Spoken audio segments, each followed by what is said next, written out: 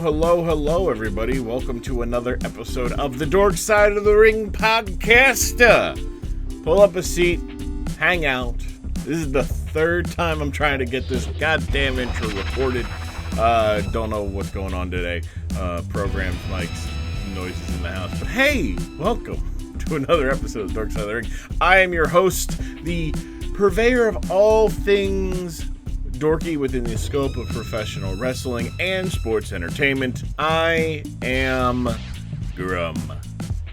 You like that one? Let me know if you like that intro. It's a nice intro. It's a solid intro, I think. I think highly of the intro. Anyways, good to have you here. Glad for you to be listening to a good Thanksgiving edition episode of the Dork Side of the Ring podcast. Happy early Thanksgiving if you're listening to this anytime this week before Thursday when you're listening to this, or maybe you're listening to it next year, the Thanksgiving 2020, in which case, happy Thanksgiving to you too. That's right, I thought about you in the future. I'm thinking about you in the future, that's right. I am glad to have my two friends, TheFamousGusBromski and Foxticious, otherwise known as just Gus and Foxy, the best Underlords duo that I would sit and watch play that game. Those two are just, it was a fun episode. You guys are going to see a lot of fun episode. I guess housekeeping things. If you're listening to this the day it drops on the Apple feeds, the Google, all that, the main feed, we've got about 8 days left in the month, which means we're 8 days from the 23 days of Grummas. And I'm not going to let that half burp ruin this train of thought. We have 8 days left in November, which is 8 days until the 23 days of Grummas, which is, if you do not know, a 23-day, consecutively 23 days, celebration during the holidays of friendship and community. I started it, I want to say, in 2017. I started with like a week long. It was just the week leading up to the 23rd. I have now decided, because I think the 23rd was on a Saturday, so it worked.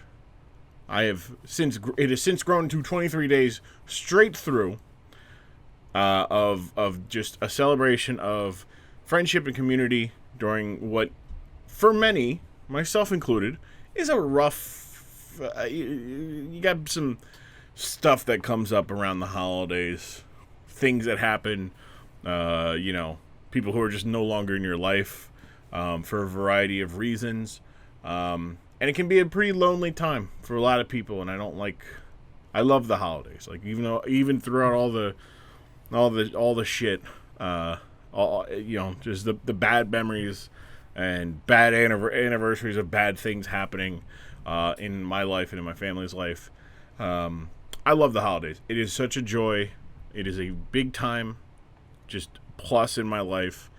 So please come on over to twitch.tv/tgrum or just go to grum.tv at any point between the 1st and the 23rd of December to find out what we'll be doing. I actually should probably do that. I don't think about that. I'm going to write that down. Or I'm just going to listen back to this and go, okay, we're going to do this.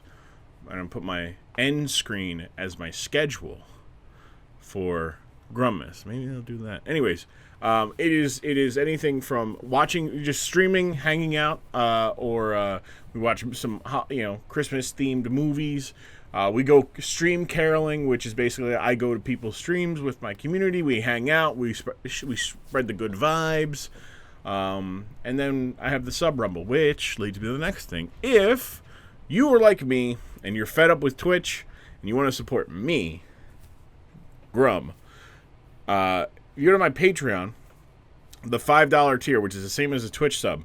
Go there, you give out the little, you go to the $5, you get a Twitch, you get a wrestler in the annual sub rumble, which is held the 22nd of December, live on twitch.tv/tgrum, and we have ourselves a little thing. Now the thing is, you could just as easily give $5 to Twitch. It is a simpler process, arguably. I will argue that Patreon is not harder, but it's just more convenient when I'm live to hit the sub button. And right now, to, if you're listening on your phone, is swiped and put in patreon.com/Grumm or support.grumm.tv, and then go to the 5-1 and go through all that stuff. But here's the thing. The reason why you're going to do that on Patreon versus Twitch is because Patreon will guarantee you a sub wrestler at the $5 tier or more. If you want to give up $10 or $25, you can go right ahead. I'm not going to stop. I will not stop you. But if you don't want to give $5, I'm also not going to force you to. So that's your call. Also on the Patreon, I said with 8 days, there's 8 days left to enjoy free content. Right now on the Patreon is from episode 9. I believe it was 8 or 9. It is the wedding of Theodore Long with myself, Roby, and Curtison. This was my up until recently was my favorite thing I had ever recorded on the Dork Side of the Ring, because it is a fucking absurd wedding that includes ridiculousness from start to beginning, and Kurt and Roby could not handle themselves. They could not. They were having a hard time justifying in their brains what the fuck they were seeing. So it's a good one. It's currently up there on the Patreon. Also up on the Patreon, if I say it now, I also will put up a YouTube video that I need to just do. But you'll be able to see that, because I won't release that until like January. So you'll be able to you'll be able to go and get the link to it and go watch it as many times as you want on YouTube. And that's about it. And then December, everything's behind the paywall again. But that's okay, because you still can listen to me free every Monday. Every Monday. On your preferred podcasting platform. Like today. You can listen to me. Still not going to let that half burp ruin it. You can still listen to me. And Gus. And Foxy. Talk about the Gobbledy Gooker. We're going to watch his debut in 1990 and his championship victory of the 24/7 championship at the Survivor Series 2020. We'll get into that right about now. Thank you guys. Also, hey, follow us on Twitter and Instagram at Dorkside Ring. Go ahead, give us a follow. Do it. It's good.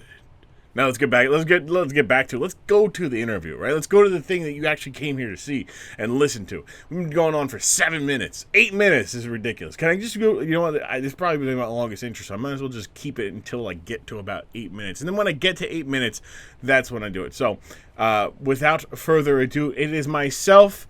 It is the famous Gus Bromski, and it is Foxticious, talking about the Gobbledy Gooker. That's right, 8 minutes on the damn near on the spot. And we're starting that here on the Dork Side of the Ring podcast. I've turned my car into a mobile editing. I got like a sunshade.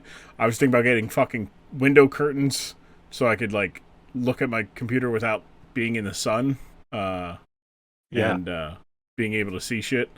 But I basically have edited every episode that I've recorded so far. Sans like the intro, the little ad middle part, and the outro. So it's just easy. Like I don't have to sit there and listen through like the day of. I can just, I've already done that because I'll just do it on my break. So, Nice. Break and lunch. So I get about 2.5 hours of like paid breaks. So Wow. I get an hour paid, the lunch is an hour unpaid, and then I have 2 like half-hour breaks. So, but sometimes I take a little longer. So it's pretty nice. Can't complain too much. But that's like an episode, editing and listening to. So on a like, because these things tend to be around like an hour and a half, like once it's all edited and everything. So it's all good. It's a lot of fun. It's been fun. Just crossed 1,000 listens. Awesome. This week. So in about 3 months. So I'm like, that's 2,000 ears. That is 2,000 ears. Yeah. That is 2,000 ears. Well, if they're individual people. But I mean, based off their things, that would be 2,000 ears, maybe give or take the people who maybe are missing an ear, but they have the ear whole. So that's always good. Some people might have more than two. You're right. Some people might have That's true. But some people might be in the car, you know. Yeah. Well, you're even better. Yeah. Yeah. It could be 7 years, 8 years. You know, listening to one episode at one time. Maybe they're having listening parties. Wow. That is. I didn't think about that. Now, I'll just assume that there's exponential amount of people listening because they just listen together in a group. So it's actually more like 7,000 people are listening. The little pocket cells of fanatics. Yeah, dude. I don't know what happened like this week. Like I don't know. Like I looked at it. Like the numbers went up like out of nowhere this week, and I was like, what? And then I was like, I didn't do anything extra. Like maybe just people just went and like. Maybe like I just had the right keyword in a Twitter or Instagram post at the right time, so people went and looked at it, and I was like, "Wow, that's a lot." Big fans. We're big in Middle European countries. Hey, so this is good. Yeah. Hey. Now is that all just like stats from just a single? Yeah, it's from Anchor. So I host via Anchor. So like their info is pretty solid. Even though like Anchor's owned by Spotify, so like I don't know 100% my demographic. But I do know that per Spotify users, like 20% are female. And like 5% are non-binary. I'm like, that's pretty cool. That's pretty cool. 25% are not guys. That's very good for a wrestling-related project. Yeah. So it's like a lot of other podcasts like joke. They're like, yeah, like we have like 3 female listeners. I'm like, why? Why not? Like, should get more. Like, what? Might be an issue. Yeah, like what? Like I know it's a joke, and like maybe you probably have more, or maybe that's just the perception based on like how many people tweet at you or something like that. But like, yeah, weird. But yeah, it's good. Any questions before we start? Like for real? No, I think I'm good. Bathroom breaks in between somewhere. Yeah. If so we'll do like about 10, 15, 20 minutes before, and then we get a break, and then like you can get up and go at any time. It's super casual. Like the most effort I put into this was paying somebody to do music for it and paying somebody for cover art. That's the most effort I really put into it. I guess maybe like some of the edited videos I did was high effort, but like when recording, there's no effort. We just talk. And if you're like, I gotta go, get up, you just get up and go. Nature of conversation. All right. I like it. Yeah. Ready. And like with the two of you, natural conversationalists. I've never talked to this guy in my life. Hi, it's a pleasure to meet you. Yes, yeah. We were both talking about how it was nice when we saw who the other person was today. Right? Yeah. Yeah. It's my favorite thing is to be like, hey, I was just talking about this with another group I just paired up, and they both were like, do I get to know who I'm recording with before? Like, no. I mean, he's like, you do, but like, I'll tell you when I add you to the group. I need you to accept my friend request on Discord. They're like, oh, okay, cool, thanks. So they ended up doing it, and they're like, oh, fuck. Like, just seeing, like, it's always good because, like, you guys saw that, like, you're like, oh, fuck yeah, like, Foxy's here. Like, oh, fuck yeah, Gus. Like, this is good. It's easy. And that's kind of what I aim for, is that nice little, like, calming, I know everybody involved. So you just want to stress us out before that period. Got it. Yeah, once you had high stress levels. Well, I meant to add you guys earlier. I think Foxy, I had added you as a friend on Discord. And I made a note of it, and I forgot to check back after I sent the the requests, and I was like, Mm. you messaged me today. You're like, so 10 o'clock, and I'm like, fuck, I forgot to make the group. I was like, let me make this group real quick.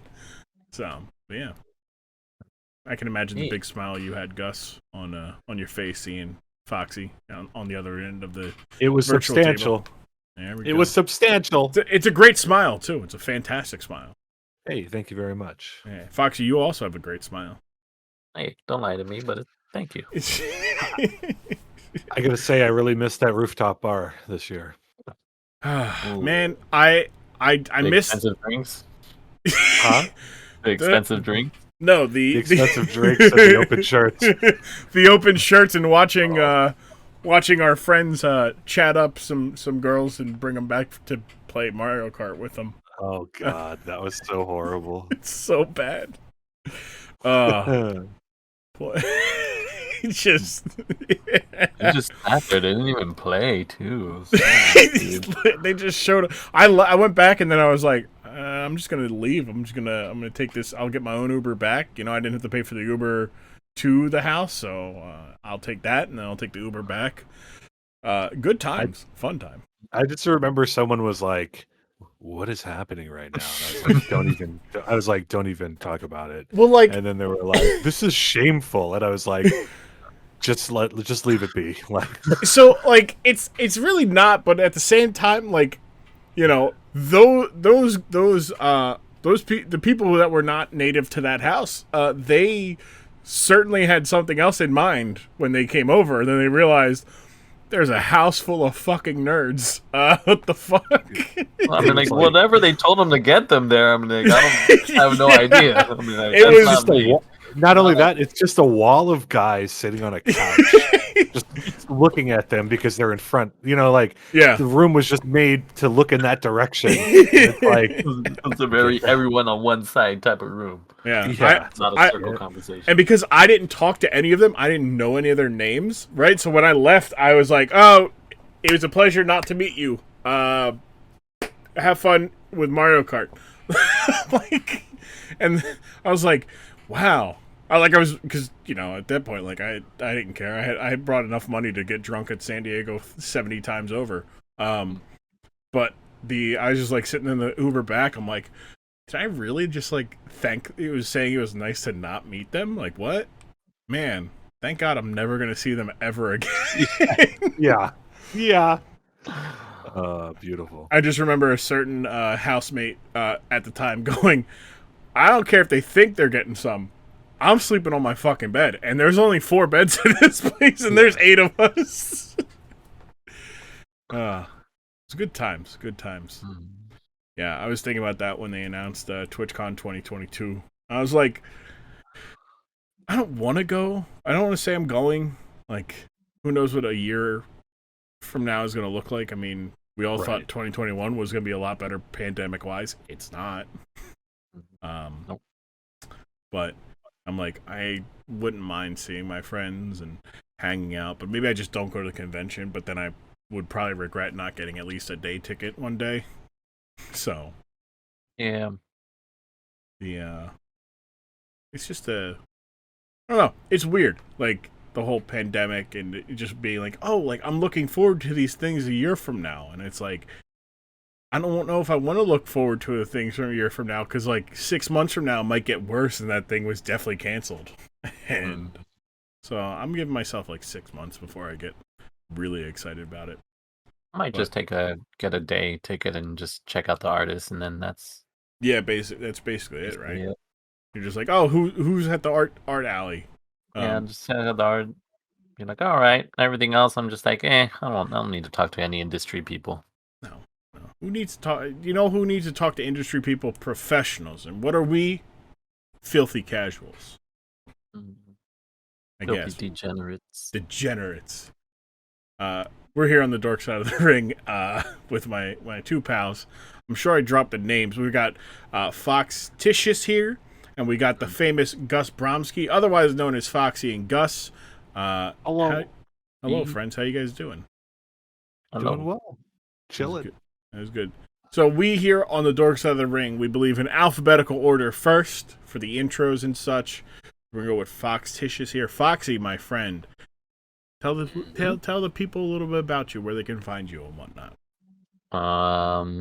You can find me Foxticious on Instagram, I think. Definitely Twitter though. I mean, Twitter would just be like the main spot. If you search me as Foxticious on anything else and I'm not there, let me know, and then I'll see if I need to get it. There we go. Yeah, Twitch.tv's Foxticious. Sometimes, occasionally, maybe I don't know. I haven't been watching Twitch a lot lately, but that's a different discussion.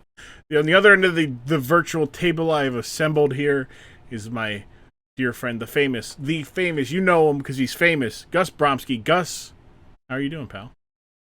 I'm doing well. Gus Bromski on pretty much all social media. And then Twitch is the famous Gus Bromski because I messed up. But wait, so did you mess up the name of GusBromski? So then you had to make a new account? I just no. So I went with the famous Gus Bromski, and before they had name changes, I was like, I'm just gonna take Gus Bromski as an alternate account because I didn't want, I was like, whatever. And then they announced name changes, and I've deleted the Gus Bromski account, but it hasn't come up. And I've been trying to just shorten the name forever, and I don't think I can at this point. So it's rough. The one inconsistency left, but everything else is just Gus Bromski. But hello. Yeah, I had a similar, because my brother was Grumm. I was Grumm61. And then I asked him, I'm like, you don't really use your Twitch account, right? He goes, no, why? I'm like, can I get Grumm so I can drop to 6-1? And I'm like, I'm trying to get Grumm, but I don't know if I'm going to be able to get it, because who knows when this name's going to be released. I don't, for all I know, it could be attached to a partner. It's like partner's old name or something like that. And he was like, yeah, sure, for like $70. I'm like, motherfucker, what the... I'm like, I'm just going to fucking figure out your login. And then I figured it out. So I ended up getting it and changing him to TGrum23. And then I took TGrum like 6 months later. But yeah. It was like, once you change the name, like you had, the thing is like, if you have Gus Bromski, you have to change the name and then wait like 6 months. So I didn't do that, and I deleted the account, and I think I messed up. Oh, geez. Yeah. Whoops. Well, that's unfortunate. Well, you know what they say. Yeah. Well, you're just the famous Gus Bromski. I don't know. I feel like that's Gus Bromski is a strong name, but the famous Gus Bromski, that's Olympic weightlifting strong. It's true, and I appreciate you for appreciating that. No problem. And look, Foxy, you're just as famous. You're the famous Foxy. I see you around my work all the time. I know. You get to see me like all the time, and now it's just like I'm a little bit jealous because I never see you. I know. Well, I mean, you're too busy burrowing into graves. And shit, the foxes at work are just ridiculous. They just burrow into a grave. I'm like, that's wild. Don't do that. Don't do that. Don't please. Whatever you do, do not bring something up. Just whatever you do, leave everything there. Well, it's what happens sometimes, you know. The fox is just like, this one wasn't done yet.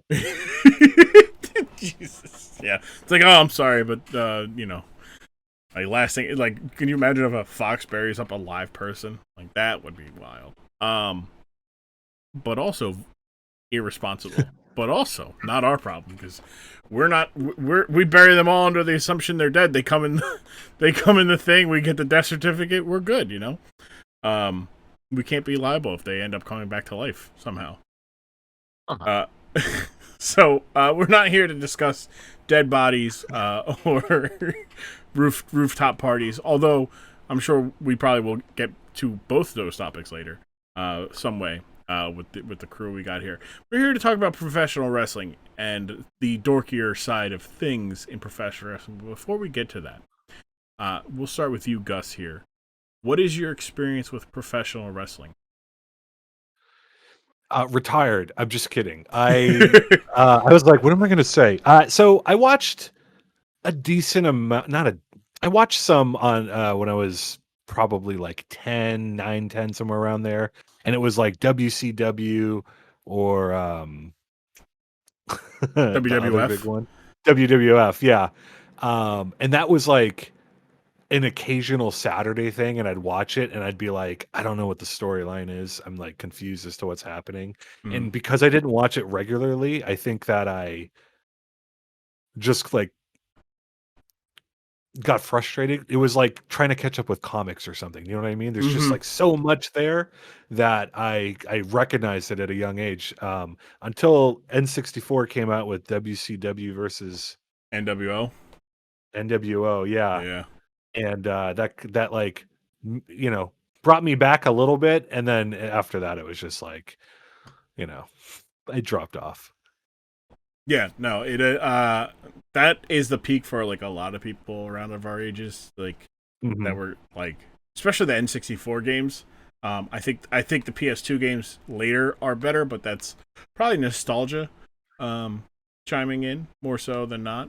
But yeah, the Acclaim AKI system game, you just puff out the guy's chest to fucking counter a move. Just I would just make guys puff out their chest because it was just so outrageous that they would just like throw their arms back like they're a Naruto run, but they're standing straight up. It's just like, what the fuck? Foxy, what about you? Your professional wrestling experience? Are you also a retired pro wrestler? Definitely retired. I wore masks for many years. I cannot disclose my wrestler name, so there's that. Other than that, I'd say probably almost. I wouldn't say it's non-existent, but I mean, I'm familiar with most of it just because, like, the friends that I hung out with, they were really into it, and probably I got semi like into it around like 98 to 2000, I guess. Was Okay. that like you guys said about the N64, but yeah, I was playing the PlayStation. So I was like playing what Warzone and I think Attitude was the last one I played. Yeah, those were good ones too. And then I just remember the long load times on Attitude. Like I felt like the Dude. PlayStation just froze, and I'm just like, all right, the load screen just like moved really fast, and then just like stopped at a sliver right before. I'm like, why? Don't do that. Oh, sorry, go ahead. No, go ahead, Gus. It just made me think about like this one time playing on the N64 with my cousin, and we did a Ric Flair versus Ric Flair versus Ric Flair versus Ric Flair match. And I don't know why, but it was like extra hysterical. Like it was just like, I think there were because you could do computer matches, right? Mm-hmm. Yeah, and I think we would just do that and watch it and then just like die of laughter at how ridiculous it was. And I was like, this totally translates from watching like professional wrestling, right? Like that like pageantry and like that storyline and stuff. It's just like fun, but it totally translates to just playing it on on like a console. Yeah, it's so much fun. I feel like a lot of people who like knew about pro wrestling at the peak of pro wrestling's popularity in like the late 90s, early 2000s, like maybe they grew out of liking wrestling, but you go like, hey, do you want to play this wrestling game? And they're like, fuck yeah, I do. like I'll throw people off of a ladder, hit people with steel chairs. Absolutely, let's do this. I wouldn't know what I'd be doing, but yeah. I was like, you go under the ring. There's weapons in there. All right.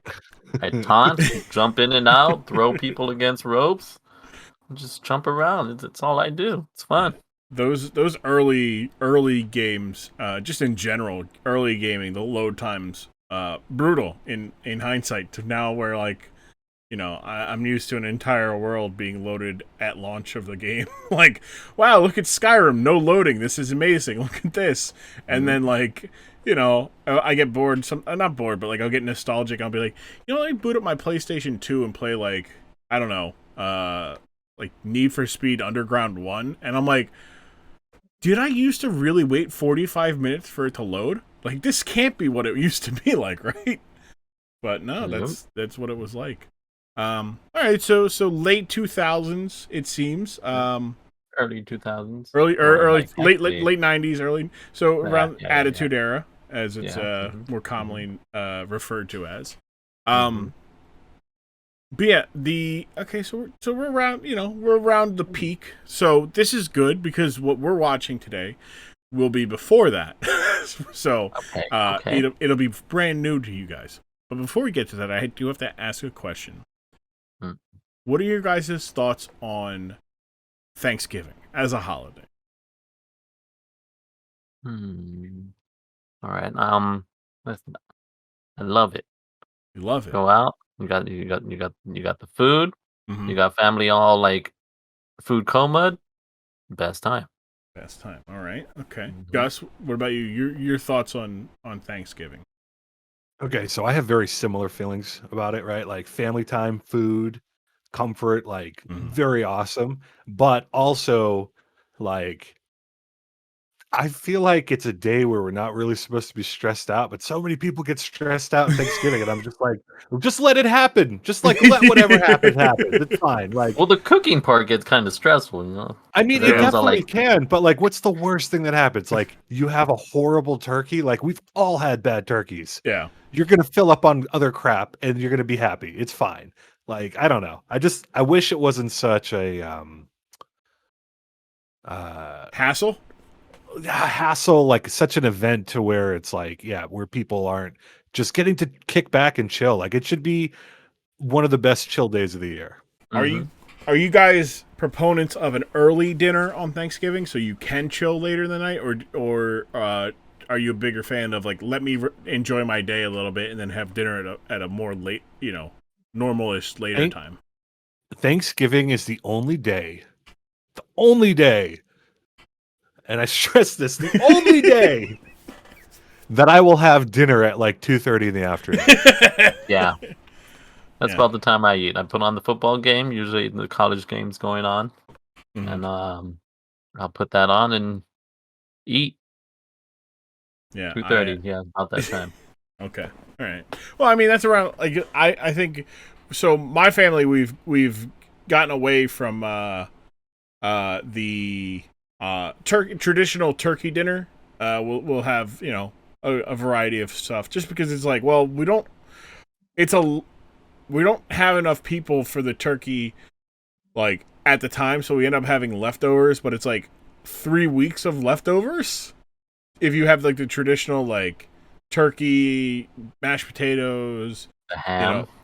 So like we end up doing ham instead. Or, well, I'll have ham, and they'll have like a more Italian type dinner where maybe it's like, some stuffed raviolis of some kind. I was just saying like manicotti or something. Yeah, it's something, a little bit more special. It still has a, like, hey, this is a big deal dinner, but it's not sure.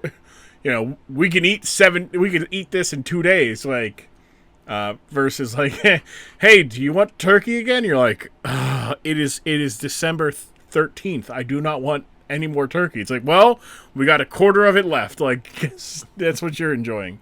Like when you made the soup after the stuff ran out to make sandwiches. Yeah, I was well beyond wanting any more of it. Yeah, like I only want turkey for like a week, and it's the Wednesday before it is the Thanksgiving Eve, Friendsgiving, as some people will call it, and then like until the following like Friday, and after that I'm like, I'm over turkey. I'm good. I don't need to have it for another year. Like, it's like I've dedicated this week of my life this year to this turkey. But yeah, I prefer the earlier one. And when I was younger, like as a child of divorce, it was like the child of divorce whose mother was a child of divorce. Like went to, so like thankfully Dad was not in the picture. So I didn't go. Plus his, like, that side of the family just doesn't get together. But like it was 2:30, like 1:30, 2 o'clock dinner at my grandpa's, and then we'd go to my grandmother's, and it was like 5 o'clock, and it's like, okay, how much do I eat? Like as a child, like I just eat and I don't get hungry later, and then it's like, well, you should probably save some room for later. And as I get older, obviously, I would, I'd be more, like, okay, I'll just do like the appetizers and maybe like a little turkey. and then go balls out, later. But it's like the later the dinner is, like you don't get to enjoy the family time as much because you're like everybody's sleeping. You're like it's 7:30, it's 8 o'clock. I'm just gonna go to sleep. I'm gonna fall asleep, and I'm falling asleep for the night off of this tryptophan. I'm out. I'm out. Don't talk to me. I'm on the couch. You can see the snores coming up from all different types of rooms. Everyone just finds a spot and just gets comfortable. Plus, like, if you have it earlier, you can do like some of the dishes, but since you're like leaving it out for like sandwiches and stuff to snack on, you don't have to like clean up everything all at once. But when it's late night, like you're immediately going into cleanup mode, and that sucks. It's the worst. Immediately going to like portion everything off. It's like, all right, you're gonna have this much, you're gonna have this. I'm like, I'm not taking everything. You guys are taking some home. I'm not eating this for 2 months. Yeah. No, I have enough food here to feed 3 families. We're going to feed three families. Damn it. But yeah, what do you guys think about like Black? Are you guys partake in the Black Friday festivities, or do you just go, nah, I'm good? I think in the beginning I did. Yeah, I'm definitely good on that. Unless, I mean, if it's online and it's like some like if it's something I cannot ignore, the unicorn deal, which almost never happens. I'm fine off of that madness, dude. Like I don't need that in my life. That chaos. I got friends who they'll have dinner at 1:30, be done at 4, then like they'll have family representation that'll go save spots, and I'm like, it's not that big of a deal. Like they're going to have those TVs. Don't worry. Like they must not like their family, because I'd rather have whatever family members there. Yeah, right. Here, be here. Here's a beer. They got this little. I'm like, do you have like a whiteboard where it looks like a fucking bank heist? You're like, all right, Aunt Jen, Uncle Larry, you guys at 4 o'clock. You're gonna go to the Best Buy. You're gonna stand in the line. All right. Okay. Now, Quentin, look. It's your first year as a 16-year-old. You got your driver's license. You want to be hanging out with your friends? That's cool. Except you and your friends can hang out outside the Target. All right. Okay. Cool. Thank you. All right. Like we're gonna eat dinner. 2:30. Be there. All right. Yeah. I need my your bones will heal. You're young. Now look, we all had to deal with this, all right? We all have to pay our dues in this family. You don't think I didn't pay my dues? Sure, I didn't stand outside of a Walmart at from 3:30, Thanksgiving until midnight. It wasn't like this when I was a kid. Sure, but Did I tell you how I got this scar? But do you want to watch Grandpa's backside? Or all right, I didn't think so. Yeah, he shits himself every Thanksgiving because he eats too much, and he knows better. He says, fuck the Imodium on Thanksgiving, His father didn't having all the green bean casserole I want. Grandpa knows he's lactose intolerant, yet he still has this pie that has copious amounts of cream in it. You need dip it in the banana cream pie. Yeah, no, that's that's the idea of like a bank heist level, like Reservoir Dogs, but it's for Black Friday sales. A bunch of X's and O's on the board. Well, the reason why I asked is because this episode drops the week of Thanksgiving. So happy Thanksgiving, y'all, if you are American and are celebrating Thanksgiving. Happy Thanksgiving. Wrestling. Don't stress out. Don't stress out. Have a good time. It's supposed to be fun. If your kid don't want to go out, don't stress your kid out either. Just be like, all right, we don't, don't worry, don't sweat, don't force them to go to the Best Buy line. It's okay. Avoid the lines. Just hit them with a little like, it's just that I thought you loved me, Yeah. Guilt trip them like a good parent would. But wrestling has a very historic, I would say, relationship with Thanksgiving. Multiple big. It was a big, throughout the history. As long as wrestling has existed, Thanksgiving night has always been a big night for pro wrestling. Which is very odd when you think about it, because people just want to spend time with their families, especially in like the more southern states. That Thanksgiving show was a big show. Everybody's family would get together. People would sell out. They'd charge a little bit more. They get bigger venues because, it was an event. Because you eat your dinner at 2:30, 3 o'clock. You're done at 5:30. The show starts at 7, and we're done by 11. And you don't have to. And bang, go ahead. No school the next day, so families go out and have a good time, and you put on a good show, and you make money. And this was not. This continues. It kind of continues to be the case. To this day, although people don't try not to, not as many companies do because you're competing with like so much things. Like now there's a primetime football game, there's Black Friday sale crazes and shit like that. So it's like, all right, like who's gonna buy a ticket when they can go stand in line for a Walmart to save $100 on a TV and potentially be a victim of a stampede of humans. Who doesn't love that? That is to say, WWF in the late took advantage of this, and they started to have a pay-per-view event on Thanksgiving night. Because if you can't be at the show, but you still would have been, you can't run everywhere at one time, but you can run one place and put it on pay-per-view. And they had the first, they did this in 1987. It was the second ever pay-per-view that they did, called Survivor Series. And the idea was teams of 5 strive to survive. And they'd have, basically teams of 5 going against another team, against each other, each elimination style, and eventually, and at the end of the night, all the surviving members would basically be in 2 to find out which team or what people are the ultimate survivors. Great concept, right? Sounds like a lot of fun. Mm-hmm, mm-hmm. We're not watching that. Okay. Okay. We're not watching. This is Dork Side of the Ring. We don't watch, good wrestling. We don't watch mediocre wrestling. We watch funny things. We watch things that are, hilarious to look back at and go, "What the fuck were they thinking?" Most times. In 1990, the Survivor Series event is known both famously and infamously for the debuts of 2 wrestling figures. One of them would go on to have a 30 year career for just for WWF, and that's the Undertaker. He retired in 2020, officially at his 30th anniversary of his debut. Good for him. That's the famous one. The other debut is the infamous one. For weeks leading up to the event in 1990 on WWE television, they rolled out a giant, and I mean giant, egg hyping up Survivor Series.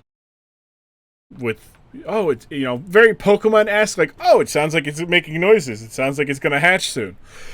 Basically being like, I think this thing's going to hatch at Survivor Series.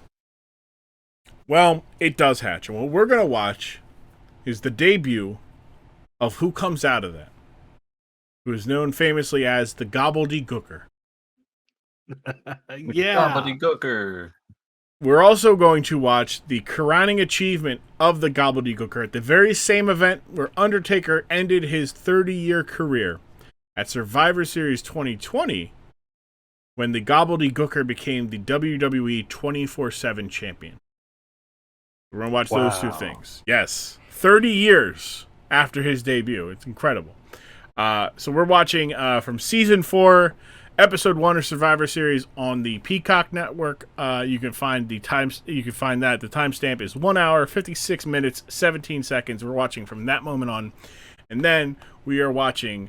And I'll link this in the description of the video. We're watching a YouTube clip of the Survivor Series kickoff show from 2020, where the Gobbledy Gooker wins the title, and we're then going to watch from the 2020 Survivor Series on the Peacock Network, episode 34, at 1 hour, 34 minutes, 10 seconds, where the Gobbledy Gooker will ultimately lose his title.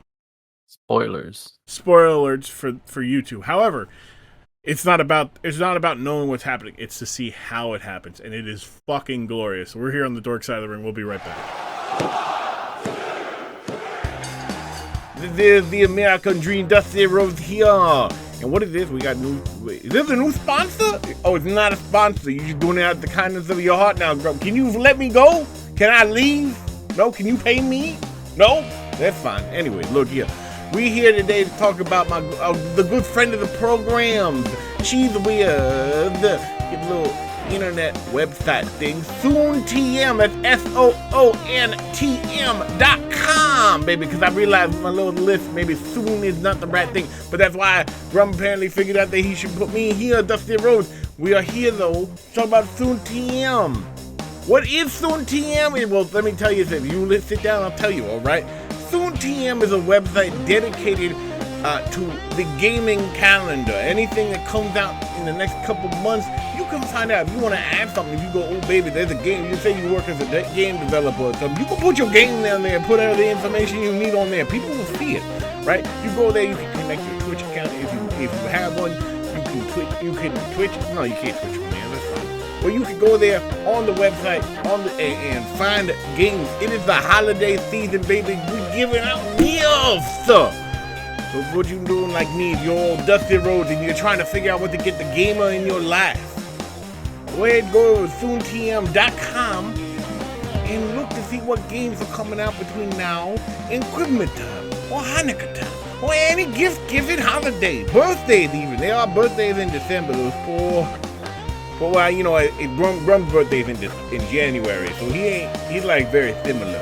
You know, where it's like, oh, I gotta give him either way, I'm rambling. SoonTM. Also, another little thing is if you want to know when game DLCs are coming out, maybe a good time to get somebody back into a game so you get the DLC for Christmas or something like that. Or maybe you're trying to get them tickets to something, right? Well, why did I bring that up? Because they all the ability to find out when conventions and things are going, and yet they're all opening up. And please, if you are not vaccinated, get vaccinated. But here's the thing, right before Dusty Rhodes gotta go. You can do all that on SoonTM.com. That's right, it's SoonTM.com. Your number one gaming calendar. That's right, baby. Gaming's number one calendar. That's right. SoonTM.com. That is the Gobbledy Gooker's debut and high point for him. Wow. Just in awe, right? It is refreshing almost. It's amazing that existed, and I had no idea. Yeah, right? It is, and this is like the thing with like, you know, you were watching kind of around, like I'm assuming it sounds like, Gus, you were watching like the Saturday stuff right before, you know, so this is around this time. Obviously, probably like a couple years prior, but still, like, you know, 90s is a little early, you know, now I think about it, but you're not that old. You're very young and spry. Yes, thank you. Young whippersnapper. Yeah, a young whippersnapper, some would say. But no, the just like, you know, it's that cartoony-esque time. And they wanted so let me, before we really get into it, what are your guys' first impression of seeing the Gobbledy Gooker? I don't know why everyone was mad in the beginning. Yeah, that was incredible. It was like, that was This incredible. is amazing. Mm. Yeah, a man-sized chicken, like, come on. Turkey. Turkey. Sorry, yeah, turkey. Well, no. To be fair, the announcers were like, it's got it's a rooster head. It's got chickens, and it's like, that's clearly a turkey, guys. Come on. I mean, I didn't hear the Jurassic Park theme song, so I didn't think it was going to be a dinosaur. That's true. That's true. What they expect to come out? Yeah. I love them. Mean Gene, being the greatest salesman of all time, just entirely making this a sort of just actual thing. He's like, oh, all right, this could be anything. It's cracking me up. It's definitely gonna hatch soon. What could it be in there? A dinosaur, a bunny, balloons. Like, why would like that's the one that doesn't make sense to me, right? Like, dinosaur egg, bunny, Easter bunny, balloons. What the fuck? Why would it be balloons? But also, it is like wrestling, so like that, it could very possibly be balloons. And now I'm actually kind of disappointed that it wasn't. Like, you just to open it up and balloons just fly up and it's just anticlimactic. Like, I mean, that would have been great. That egg was large, but it Yep. wasn't like an amount of balloons in an arena that large to where it would be like spectacular, like where unless they came out of the stage. Ooh, they could have done this. Gus went from no, that couldn't happen to well, they fucked up by not doing. Now I'm thinking about how the setup, because the egg was on this raised platform. Yeah. They could have had like a trap door there, and then just more balloons that could have possibly fit in the egg could have just risen from the ground. I just want 3 balloons. That's it. Just right. three. 3 balloons just float, and that's it. One of them pops on one of the lights and just gets burnt. Well, I think so. That I'm pretty sure they used the trapdoor because while that egg was large, that's a lot of human to put in that egg, and really the feathers too make it even more. Yeah. But yeah, the like, and then Mean Gene had to slide something in there for the adults, the adult males who are just like, I brought my kids here. Fuck, like I don't want to really be here. And goes, maybe it's a Playmate of the Month. I'm just like, what? I don't remember that part, and I certainly don't remember the low decibel but very loud tone of the adult men in the crowd going, yeah. It's like, the fuck are you talking about? You can't. It's not like you'll be able to see her. Like, sure, you have like one screen and like one jumbotron to watch, and that's it. Like, but I'm a huge way fan back. of their existence. Like, that's my thing. I always like love about like the early, like before. I want to say before like '97. So before '97, a lot of like the shows didn't have these big screens for you to watch. Like, it very famously, Survivor or not Survivor Series, SummerSlam 1996 featured a boiler room match between The Undertaker and Mankind, and they wheeled out like AV televisions from school, like the ones where they're like, hey, like, so I need to watch this episode. We need to watch this episode of Bill Nye the Science Guy for this topic where I'm teaching the kids. So they roll out the big fucking thick TV with the huge back, and like you're like, all right, watch this, because there's no like big screen for everybody to look at, and like that's how a lot of stuff worked. Like, they didn't have the ability to just see what, like, you just if you had a like a second level seat, like you're staring at, you're hoping that there's a jumbotron. If there isn't a jumbotron, you're staring at ants and going, yeah, hot girl. I'm pretty sure she's a hot girl. It's like, what the fuck? You hear the crowd cheering. You're like, oh, you have to cheer too. So I don't know what they're cheering about, but yeah, I'm for it. Yeah. Yeah. I don't know what happened. I can't see. I know that guy won because they rang the bell and his music's playing. I don't know anything else though. I'm participating in this crowd. Me. Yes. Here I am, a part of this moment. Nowadays, it's easier because like every arena has a jumbotron. They set it up where like they have a big screen on their stage that you can watch. So like it's better. It's a better experience overall. But like, I don't understand. Like you just get excited about the fact that like it could have been the Playmate of the Month. And like you said, like, I'm a fan of her existence. She exists. Woo! It's like, what? But no, the Gobbledy Gooker, the giant turkey comes out, and as you said, Foxy, or alluded to, people booed. Okay. They were not a fan of it. They said, nope, don't want it. I don't. Take it back. Don't do that. You know what some of the other what some of the expectations were that people had? I wonder what they were. Like I don't know. Like, so there's a famous story that the Undertaker tells because he debuted earlier in the night, and this, as the story goes, he gets, he leaves WCW after being told by the president at the time, Ole Anderson, that no one would pay to see you, kid. That this is the best deal you're gonna get. And immediately he calls WWE and goes, I'm a free agent. My contract's up. I want to work for you guys. And they're like, hold on, let's check the tape. And they see this tape of this 7-foot guy who's extremely athletic. And they're like, okay, yeah, no, let's hire him. We don't know what, let's hire him. And he didn't really know what, they didn't have really like a true idea. They kind of did for his character as like being a mortician, like an old Western mortician, but like an undead version of it. But they never told him about it until like a week or two before. He did go through a lot of changes. I remember that. Yeah.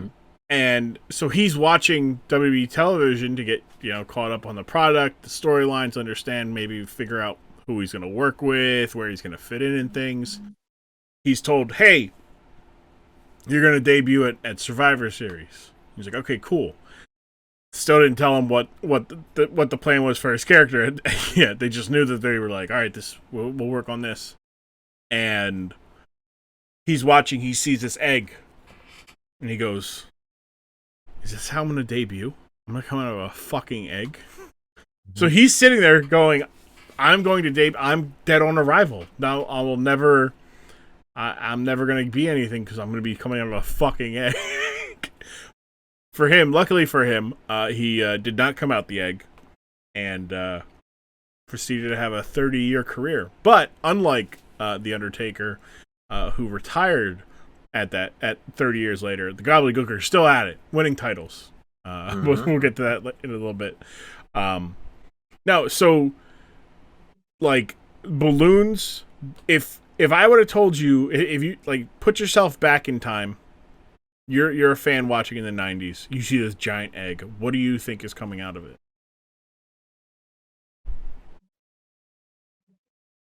I would have to assume it's a wrestler.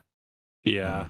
I mean, but that's as far as like I wouldn't have thought it was going to be, maybe like some kind of dino themed human, but not like in full costume like that. Yeah, I didn't think, definitely not the costume. I just think just a random wrestler just gonna come out and just like suplex someone, and then that's it. It's like for no rhyme or reason. Or like I'm not thinking about it because I haven't really myself given too much thought. Like sometimes I'll ask questions, I'm like, fuck, I probably should have probably thought of that myself like long before. But like the idea of like what would I have liked to have seen, or like if it was up to me, what would it have been? And I'm like, you know what? I probably would have like somebody just come out and just destroy it. Like you come out with a bat, like a bad guy, they come out with a bat, destroy it, and just ruin it for everyone. Just ruin it for everyone. And we never know. I like that a lot. Yeah. Right? Or you have like the maybe some like yellow slime come out of it, right?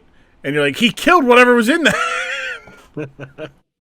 But yeah, like just have like the $1 Million Man who was notorious for ruining people's days, and just fucking like he like the $1 Million Man, basically his entire idea was everybody's got a price.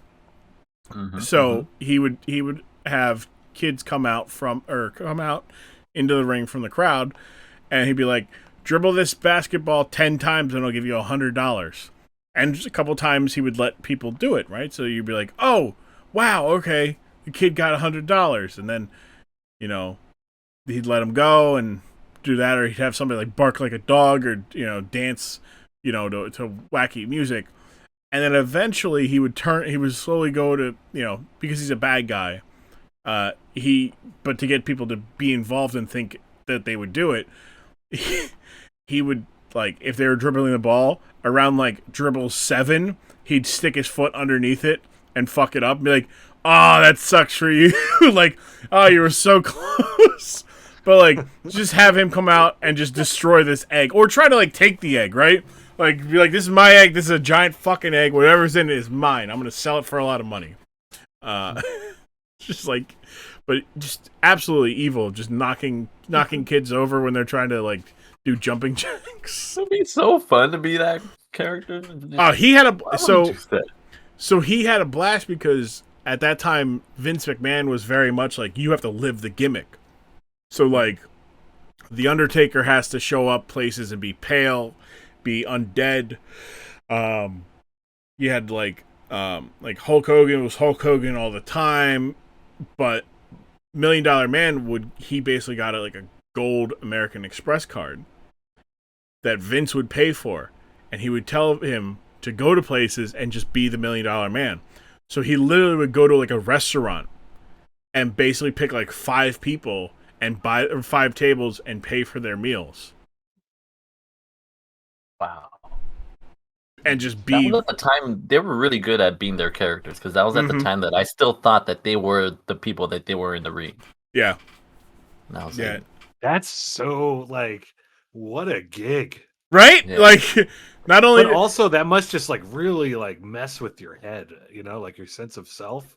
Mhm. Woo! So there was like a couple years ago. So when the WWE Network was a thing, they around 2011, 2012, they did a reality TV show, sort of like Surreal Life, where they took WWE legends, they put them in a house for like a X amount of time, and had them like live together. And they had Gary Busey come on. So Gary Busey comes on, like he's like, comes in on an episode, and he's talking about them, about how he's like, you guys still, you guys just can't let go of the past, because Gary Busey, very spiritual type guy and shit like that. mm-hmm. Yeah. And he's like, a lot of your guys' struggle, I feel, is tied to the fact you guys, in his Gary Busey way, don't let go of the past. And like Roddy Piper like looks him in the fucking eye and goes like, he's like, you don't understand it. You and us, we're both entertainers. But when you go to work and you be a different person, when you get to go, when you're not at work, people see Gary Busey. He goes, I'm always Roddy Piper. I am always the hot rod. On my best days, on my worst days, I'm not allowed to be who, like, my normal self. He goes, the second I showed up on TV and was main eventing WrestleManias as the hot rod Roddy Piper, that's all I ever will be from here on out. Because no one will allow me to be anything else. And I'm like, that is fucked. Yes. Wow. Like, and things have gotten better, but like, where it's like, hey, this person is a person. Sure, yes, they make me hate them on television, but they deserve their space as a person. Or, if I go up to them, I don't refer to them as like a big thing that wrestling fans used to do would act like they knew the person. Like, say the guy's like CM Punk, his name is Phil. Everybody knows his first name is Phil. So people would go up and be like, Phil, Mr. Brooks. And he's like, you don't fucking know. You know me as CM Punk. You can call me CM Punk. Well, I don't want to seem like a mark. He goes, you're worse. You're absolutely worse. You don't know me, but you think you do because you know me as CM Punk and did a Google search of my name. Like, it's like being a pro wrestler is fucked in that sense, right? Like, because streamers kind of have a similar thing, right? As I say, streaming and pro wrestling are very similar in most times, because it's like, like, at what point do you stop tying yourself to your stream persona? Mm-hmm. Your online personality versus real life. Like, we've had friends who, have been over the top caricatures of themselves for stream, and it's not done great for their mental health, because, Mm-hmm. you get that high of that reaction where people are like, "Oh my god, I love what you're doing," and then but this is what I need to do all the time. Yeah, I need to be this all the time, and it's like, no, just people won't allow you not to be. I understand this, but like, fuck that. You need to be yourself. Like, this is like on a grander scale, there's like Ninja, who is always Ninja, right? But he tries to be like, no, I'm Tyler right now. It's like, unfortunately, no, you've got to a point where you haven't done a good job of distinguishing who Ninja is versus Tyler. So, like, unfortunately, people are going to see you as Ninja, and they'll be like, "Do the Fortnite dance, Ninja." He's like, "I'm 35 years old. I don't want to do the fucking Fortnite dance." Do the dance. Do the dance, damn it, you blue-haired bastard. Why do you think I paid you? What do you think I paid you for back in 2016? For 36 months, you will do the dance. Yeah, no, streaming communities are worse than wrestling, because at least like wrestling fans, like, I mean, they're all pretty bad. But like wrestling fans would go up to Roddy Piper and they'd be like, "Thank you for the memory. Like you helped me and my dad bond when I was younger," or like me and my dad grew closer together, and like that's his big thing, was always like the father-son relationship that he helped foster by being an asshole on TV. But people will like be like, me and my dad, we would boo the fuck out of you. He's like, we both hated you when I was younger. Like, and it's a weird compliment to them, like, because they see themselves as their personas all the time, because that's how people see him. And that has obviously very negative effects on people. Like Jake the Snake Roberts is famous or infamous, well known for his battle with substance abuse, because in his words, he goes, "There was nothing better than the high of a crowd." He goes, "But I'd be at my hotel room after a show, realizing I'm nowhere near anybody I love. It's like by myself, and that high wears off, and it's fucking lonely. Mm-hmm. So you do everything to just get lost in that feeling of like, oh, I'm alone." And it's just like, fuck, man, it's fucking just wild. But the high of the crowd certainly is something when you're the Gobbledy Gooker who breaks through the egg and is booed, and people are just wondering what the fuck it is. Mean Gene's trying to describe it to the people. Gorilla Monsoon and Roddy Piper on the commentary, and they're just flabbergasted by it. Both lost for words. And then he speaks, and he says, and that's it. That's it. That's my Gobbledy Gooker impression. What do you guys think of it? I thought you were playing that clip again. Spot on, thank you. I thought the champ was on here. Oh boy, recognize former champ. Yeah, the former champ, yes, former 24/7 champion, the Gobbledy Gooker. But no, and then like Mean Gene, obviously it's part of the script. He knows where he has to go with this. He has to basically be like, "Are you saying you're the Gobbledy Gooker?" I know. Like, yeah, wait, like, up the whole thing. I was like, how does he know the name? He understands turkey. This is wild. Like, when did you learn how to speak to animals, Mean Gene? Such a talent. This man can hold a microphone, really sell some stuff, and talk to turkeys. This is wild. They don't know. No, they don't know how to be a host like he does. No, they don't know. They'll never make another Mean Gene there, who refused to do what the turkey wanted him to do at first. The turkey Gobbledy Gooker was saying something in his ear, whispering sweet nothings. What do you think? Like initially, he was asking, like, help him like take care of a body. It's like, help me get revenge for my fallen brothers and sisters. You should have. He had started an army.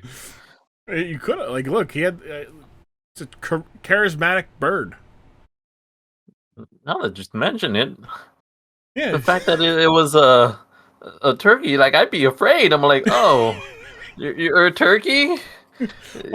You're like a large turkey who can communicate, and now you're here on Thanksgiving. Like I'm a little afraid now. Okay, I have the ham. I didn't go in for seconds. I swear. It was against my will. I swear. I would have been disowned if I didn't at least try it. I mean, I had to try it. I made promises I had to keep, I swear. But I promise from this day forward, Mr. Gooker, I will never have another turkey. Yeah, no, that could have been bad. That could have been a dark turn. It's like, Gene, help me get revenge, and I'll spare you.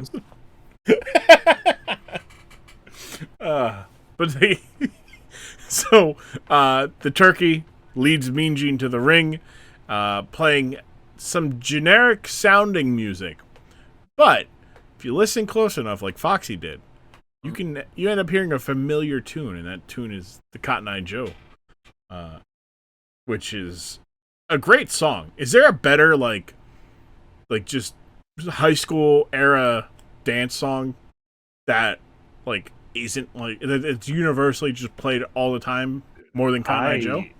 I nodded my head off to that song, you know? Yeah. You could just keep playing. You just wouldn't know.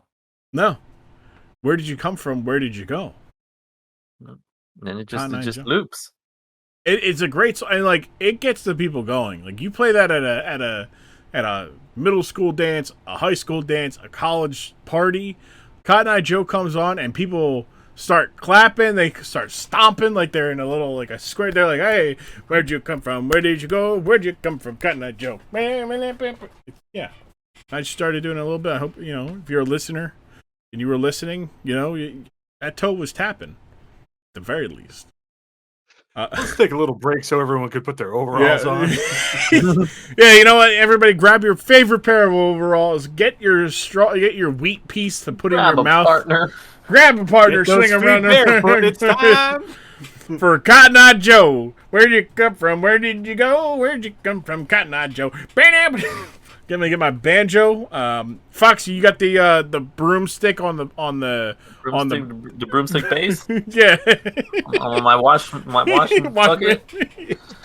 And then Gus, you got the washboard, right? You can play like a guitar. He plays his abs. Washboard abs. I'm zipping up and down, dude. Let's do it. Oh God, is there a better like cartoon like band theme than like that, where it's just like, yeah, we just picked a bunch of like things around the house and made instruments out of them. I don't think there is. Yeah, very Looney Toony. It's just what movie was that? It's like it was a Nickelodeon. It was like the Backyard Animals, not Backyardians. That's a Nick Jr. show. But it was like Kevin James, I think, voiced a cow. Man, it's such a. I'm gonna look it up here while we're filling air. Kevin James was a cow.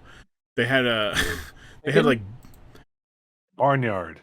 Yeah, there we go. Yeah. Oh, Cow and Chicken was Cartoon Network, huh? Yeah, Cow and Chicken was. But 100% Kevin James cow movie gets you there, baby. Yeah. You got Wanda Sykes is Bessie the cow. Sam Elliott's Kevin James' dad, which is an incredible thought process. Just Sam Elliott talking to Kevin James. Barnyard. The original party animals.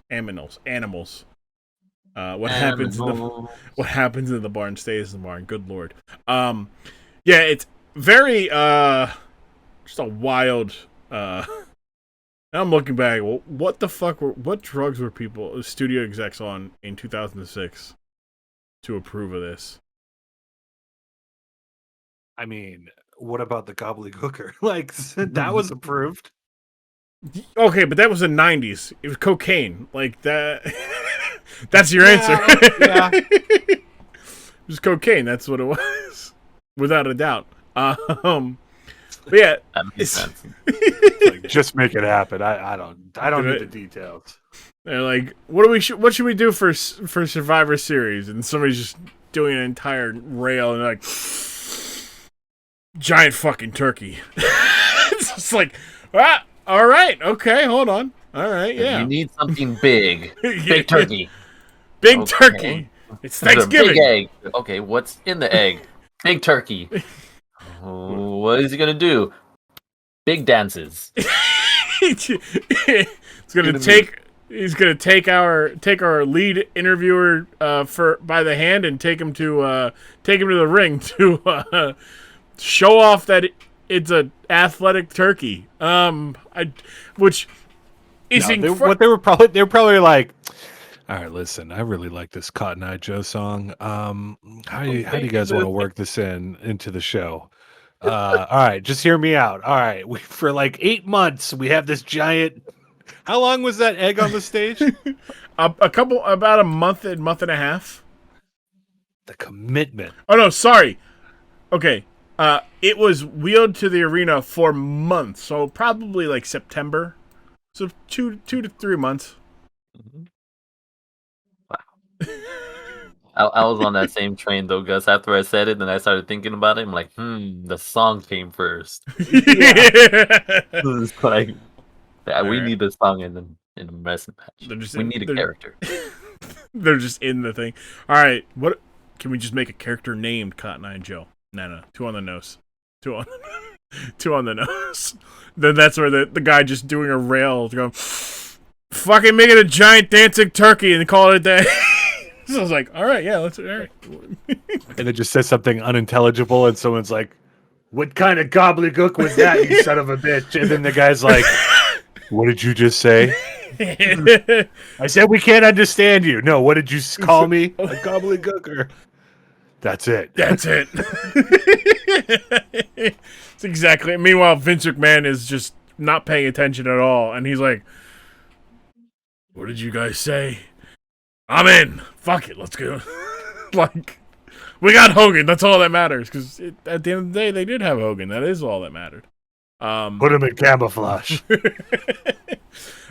So yeah, the music is very. But you know that they tried to get the full on Cotton Eye Joe, and they were like, we can't get the rights. Make something similar enough. It's like Jim Johnston, get to it. And Jim Johnston, who has made several incredible theme songs, including, but not limited to, Val Venus's and Triple H's My Game, and The Real American that Hulk Hogan came out to. Val Venus is the one that says, hey, ladies, right? Correct, yes, okay. Yes. He's the porn star. He is the porn star wrestler that, yes, says, hello, ladies. And comes out in a white towel with the saxophone. Yes, it goes very hard. It's an incredible theme song. Mm-hmm. I'll link it to you guys if you don't know. It's the best use of a saxophone ever. If we're gonna be honest, I've never seen anything better or heard anything better. The Gobbledy Gooker gets in, shows off that it's athletic by jumping over the top rope. And slowly but surely wins over the crowd by running the ropes. And asks Mean Gene to run the ropes. And Mean Gene trips and falls. Oh, man. That fall. I felt it. It's a rough one, you know? It's like his legs, or the floor was just moved away from him. Just upsetting. He gets caught in the bottom rope. Obviously, incredible work by Mean Gene to make it look as natural as possible for his foot to get caught on the bottom rope as he's, bouncing off of it. And then the turkey does some rolls and says, Gene, do this roll. In his turkey speak. That only Mean Gene could understand. And Mean Gene does it, and Gus, as well as I, but Gus vocalized it, the appreciation for the tailoring of one Mean Gene Okerlund. It was incredible. I get scared dancing. I was at a wedding 2 years ago now, and I ripped my pants dancing to Low by Flow Rider. And yeah, that'll do it. And I get nervous ever since. Anytime I'm in pants, let alone like a suit, I'm like, I don't know if this is gonna handle my movement. And here's Mean Gene just rolling, on a dirty mat, but rolling nonetheless. Rolling the Meanwhile, I'm like, if I'm in cartwheel. a suit, I'm like, oh, you dropped something? Like, let me grab this for you after I unbutton my coat. Yeah, I need to take my pants off. Let me take my pants off so I can bend over and not rip my pants. just pretend you're like the arm stretch guy, and you just stretch your arm like really straight. You're like, and just slowly just slide. Yeah, you do the side reach, but then you also bend a little bit at the knees so that you don't have to reach over as much. Mm-hmm. Yeah, no, that's rough. It is like it's rough being a big fella when you go to these suit stores and they're like, here's a suit, and I'm like, all right, and they're like, we're gonna have to add fabric to this, and I'm like, it's your biggest jacket? Like, the fuck? Like, do you not have a better jacket that will fit my broad ass shoulders and my belly? No? Well, shit. I could lose weight. This is true, but you could also have better options in stock for. You guys just hate muscular men? You just That hate it? large, handsome men. This is ridiculous. I'm Never sure. coming here. I'll let the internet know. I'll have you know that I'm Mama's special boy, okay? Get out of here. Yeah.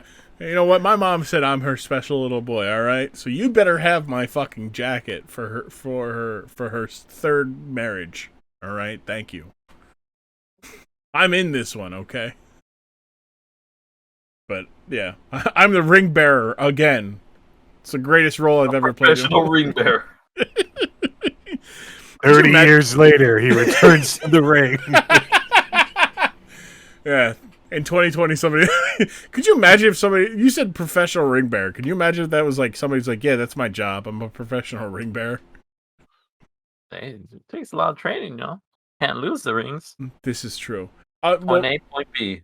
So recently in professional wrestling, there was a wedding, and unlike a lot of pro wrestling weddings, this one went on without a hitch. They got married. Nobody attacked anybody. Nobody got in fights. Nobody had a heart attack. No one bled? No one bled. Somebody, the minister did get choked out. Oh. But the groom did it. So that was, end result is, as long as everybody gets married, we're good. But the ring bearer, the guy who's supposed to have the rings, in one of my favorite, this whole entire segment, like, it is incredible. And I watch it like every so often, and it only happened like 3 weeks ago. So they asked the guy who's supposed to have the rings, who's playing like this dumb brother. So the backstory is there's a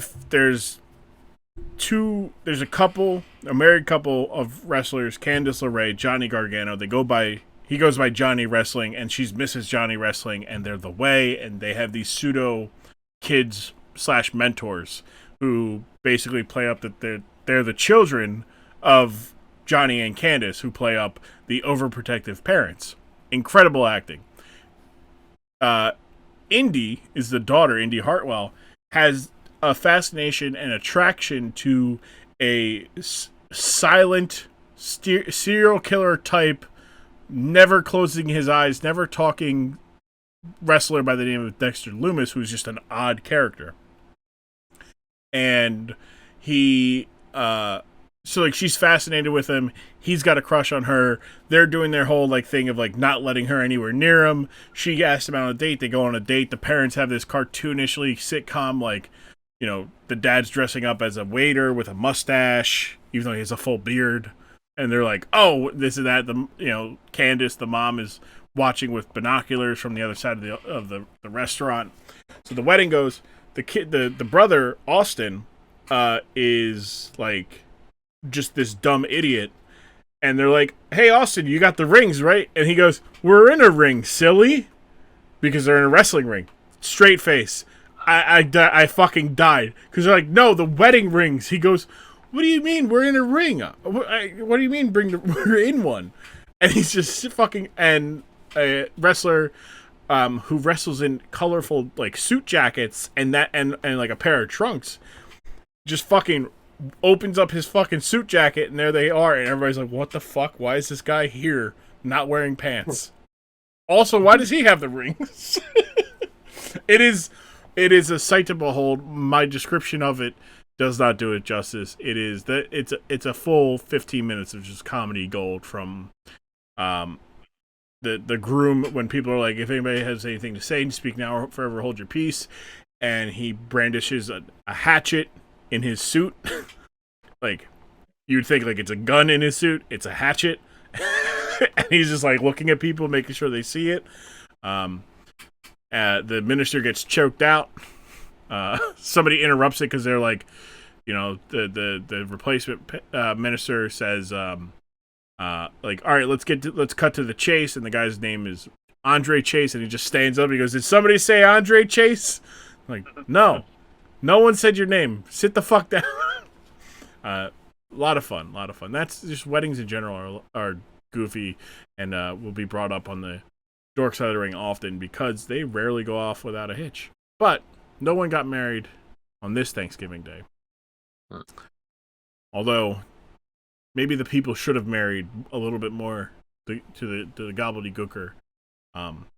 But he won them over. They were saying, break it down, get down, start dancing. There was guys with foam hands waving it. Gobbledy Gooker's now committed to that role. Yeah. He's gonna have to go home. He's like, well, this is me forever, in his own language, though, of course. So the person. This is right. I'm just thinking about like you see me sitting here, and all you can think of is it's the Gobbledy Gooker. But really, I'm just like.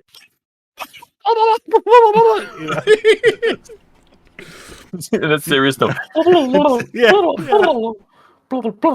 You're right, Gobbledy. We should tax the rich more. You're right. Like, yes, we should do more to protect protect our climate and our planet. You're right. We should take measures. Only one person speaks his language. Mean Gene. Gene and Gobbledy and Gene coming this fall on NBC. It's like a Roselli and Isles show. He's a fast-talking turkey. And he's the only one who understands him. Like, what the... that's it. I'm pitching that to... I'm going to write up a script and pitch that to NBC execs. There you go, man. Insurance. Yeah, you're right. Yeah, this is insurance. If anybody... This is me proving that we the three of us, I'll cut you guys in on the deal, came up with this, and we own the rights to this.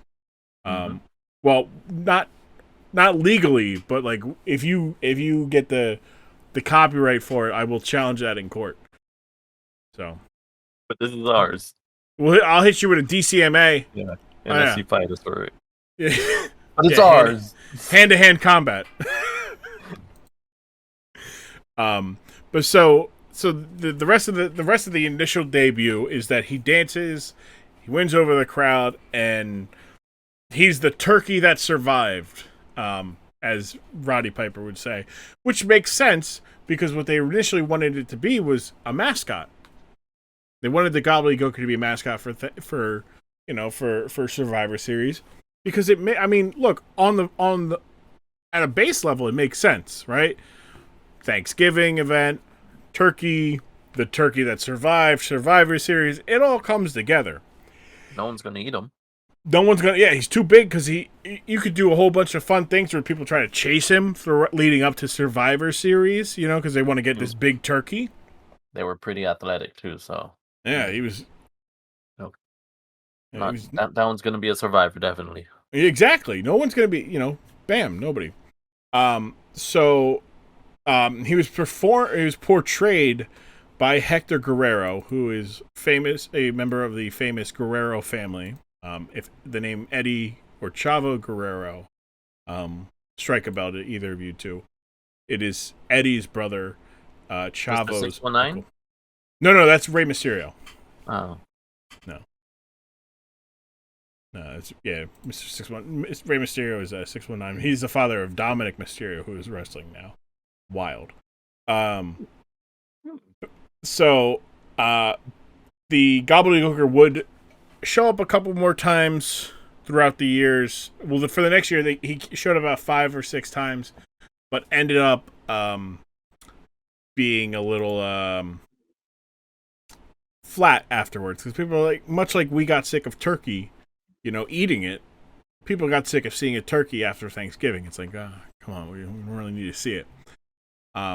And so they put him on the shelf. They bring him back a couple times. The first time coming back was the WrestleMania 17 gimmick battle royale in 2001, which was basically they took all these wild gimmicks from the past, from the Gobbledy Gooker to the Iron Sheik to IRS to Hillbilly Jim to Brother Love. All these, it was an homage to what got everybody started in professional wrestling, which is IRS. IRS, yeah, there was a character by the name of IRS, Erwin R. Shyster. He was the tax accountant basic character. He wrestled in, red suspenders, white button-up shirt, black slacks. And the whole idea is, do you know who I hate more than it? Like Vince McMahon's like, you know who I hate more than anybody? The IRS. Everybody hates doing taxes. What if we just had a tax man? Thus, the IRS was born. So many. So many bad ones. There like a lot of them. I can't wait. Like, I've done a lot so far early, like in the 3 months or so that I've done. I guess at this point it's almost 5 months, but of Dork Side has been like wrestling matches and promos, because those are easier to do. Because you can sit down and watch and pick apart like a promo or pick apart a match. Whereas like with a character, like you got to talk about the character and maybe maybe a match or two that they've done. And I'm like, all right, once I figure out the format of the show, like it'll be easier. So like there's a list, man. Like the early to mid 90s is ripe with just horrible gimmicks. Like there's TL Hopper, who's a wrestling plumber. Like not like Mario plumber, right? Like typical plumber, like stereotypical. He wears a dirty undershirt. He's got a plumber's crack. He walks out with a fucking plumber, like with a plunger. Like there's Duke the Dumpster Drosy, who was a trash man. There was Henry O. Godwin, who was a pig farmer, and his brother Phineas I. Godwin. We've talked about it, but it's not so much a bad gimmick. It's just very character. Like Triple H, Hunter Hearst Helmsley was a Greenwich blue blood. Like wore riding boots, had a horse riding jacket, stuck his nose up in the air. He had like the little whip that you would hit a horse in the back, like a jockey whip. There's been just a lot of bad over the top characters in professional wrestling, and like that's all in WWF. Like WCW had like, they had like Big Josh, who was just this guy who was like a lumberjack, like Paul Bunyan type guy. They had Oz, who was supposed to be like the Wizard of Oz. Which is just fucking hilarious. They had, and like, but this is a case of, it's an interesting one because it wasn't necessarily supposed to be a wrestler. It was supposed to be like a mascot. So, intermission for in between matches and whatnot, you see the Gobbledy Gooker, and people be like, "Yay, yay! Time to go get some food. Time to go get a beer. Time to use the bathroom." Like in the movie theaters, like the little soda and the. Mm-hmm. Yeah, exactly. Intermission. Exactly. Or like as Gus said, like the hockey intermission. Like you're just like, what the fuck happened? Although, best part about going to a hockey game is the tykes on ice portion, which is always fun to watch children skate because their motor skills on regular land are not yet fully developed, and now you're putting them on skates. And you see the coaches trying to help them up, not fall down. Too much fun. So But yeah, the Gobbledy Gooker would appear a couple times. People would use the costume as a way to get to their, get their enemies and attack them from behind. But it's it's something where it's funny that, to me, like in hindsight, that people are like, this was terrible, when it's like, it's really not. Like, it's kind of fun. It's a little it's fun if you don't take it if you don't take wrestling too serious. You get to just look at this like the two of you who don't have an attachment to pro wrestling, just go, yeah, this is fun. Like, it's a lot of fun. This is incredible stuff. This is a giant turkey square dancing with a man. It's a different experience not having a connection to any of the people that are on there, but just witnessing things happen. Yep. Yes. It's equally as good. And that's the thing. I feel like I love pro wrestling. I enjoy it. I still watch it to this day. I literally was watching it earlier tonight before we were recording. And like, I enjoy it, and I get attached to the characters in the same way that like somebody gets attached to, like, Harry Potter, or gets attached to, Iron Man or something like that, where they're like, I love this character. But people take it like so much further. Like it's the only other time I've ever seen it is with like Game of Thrones, the last season of Game of Thrones, where people are just like rewriting how it should have happened. Like, oh, Arya shouldn't have been the one to kill the Night King. Should have been this person. It shouldn't have been this person who got the Iron Throne. It should have been this person. What? I'm just kidding. Sorry. I was like, what? What did you say? What did you say? Yeah, I remember in middle school, like, you hear someone like all the way down the hallway just be like, "Do you smell?" And then like someone else off the far side already knows what they're saying too, and they respond to it. And I'm just like, what is going on?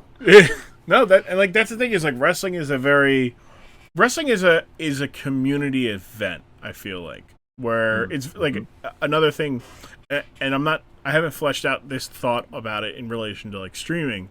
But like, it's very much like you have your favorite wrestlers, and you have wrestlers you don't care for, but unlike, like, just like you have your streamers that you like and streamers you don't like, and you feel part of that greater community because you're like, yeah, we both like The Rock, or we both like Val Venus, but like, oh no, I hate this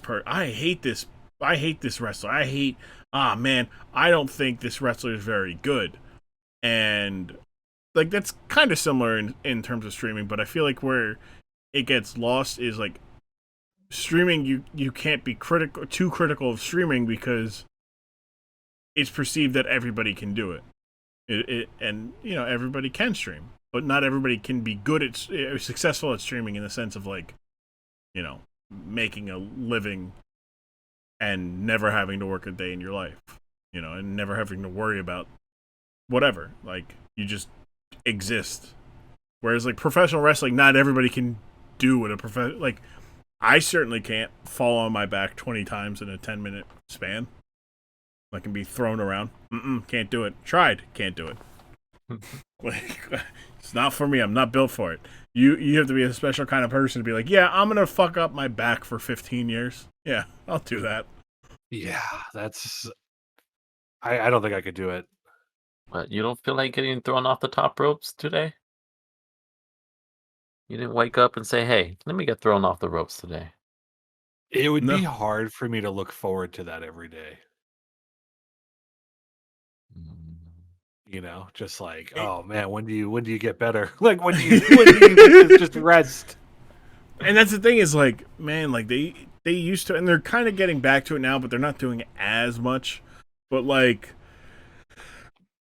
like The Rock wrestled like 250 nights a week, or a year, not 250 nights a month. There's not 250 nights a year. So you have like 1, maybe 2 days off a week, and then you're traveling constantly. You're flying in you're a large human being flying on flights that are too small for you and seats that are too small. Like, I just think about me at my size on a plane and how uncomfortable I am. And most professional wrestlers in time have been bigger than me. And they've flown on just as small flights. And it is not comfortable at all. Also, are you guys, when flying, do you guys try to get the fire the emergency exit row or no? I don't really I don't put much effort into it, but it's like it's very nice when it happens. Most of the time I just end up in between two people and I'm like, this is not the place for me. It's the worst. Like, oh my god! One time I got on the plane and I think I was flying back from San Diego actually, and I thought there were just like no people on the plane, so I got on and I just went straight to the back and I was like, dude, I'll just chill back here, like this is great.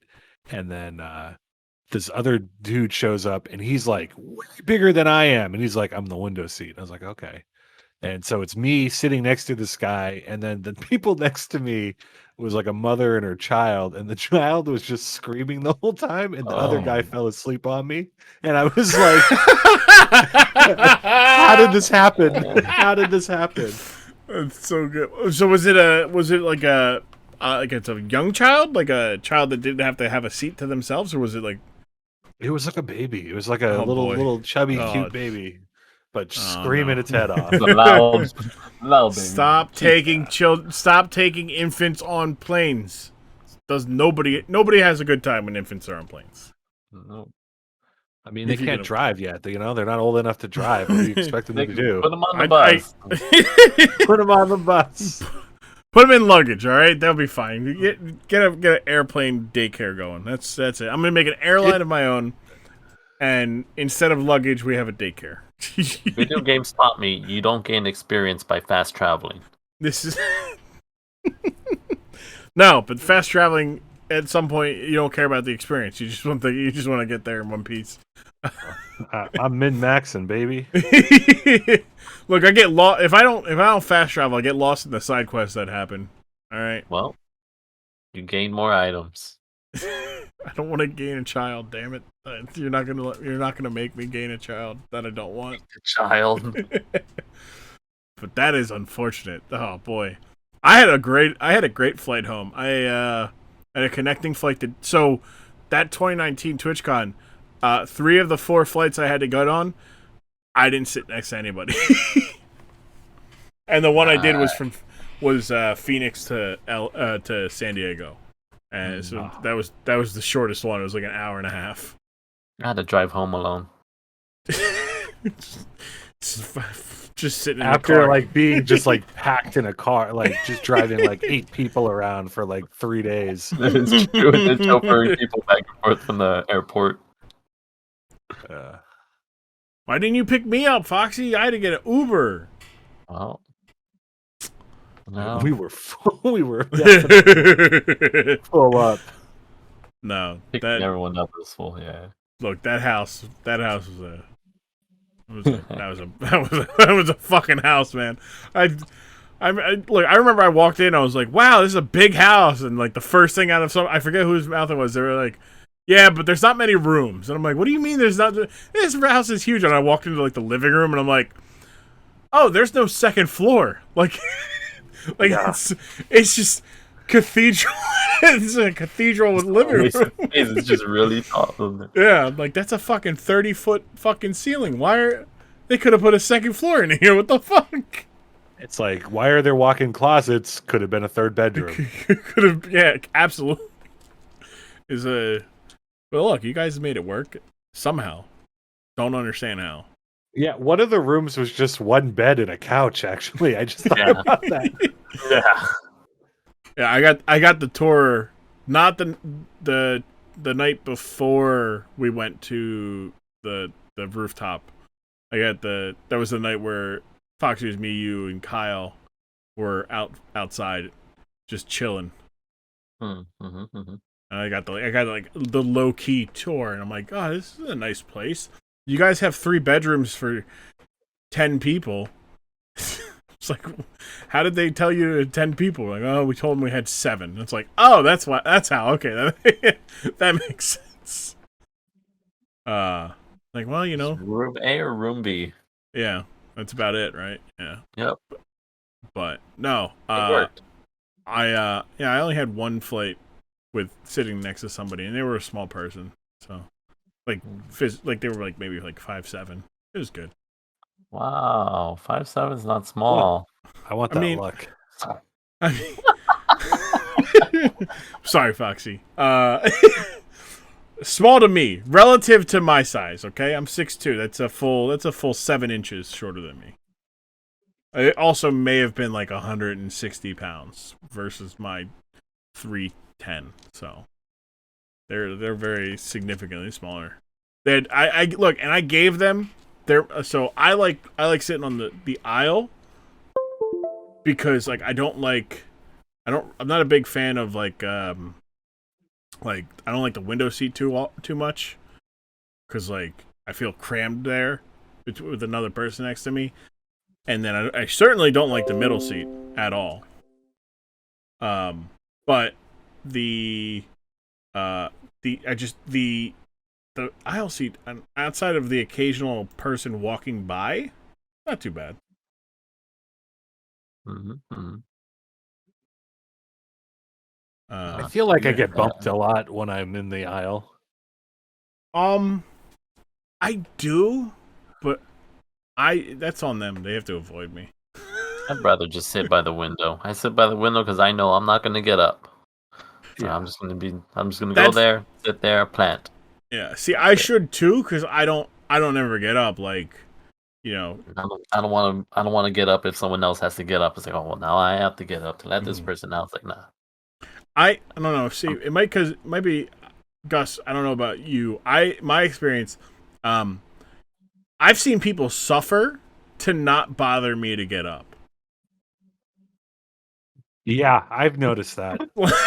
Like I've seen that they want to get up. Yeah, they're like, oh, I could really use the bathroom. Like you see their like leg, like they got the restless leg syndrome really going, and they got like that face, like I'm gonna 2 more minutes. Yeah, I 20 more minutes. I got 20 more minutes before I'm gonna sprint to that bathroom. Then meanwhile, I'm the guy who does not stand up at all on the when the plane lands. Like I'm not standing up until at least 4 rows in front of me are leaving. Because I hate those people, man. Sit down. You got you got a perfectly comfortable chair, and like I have to hunch over. I just have to sit there hunched over, waiting, like some kind of like caged animal.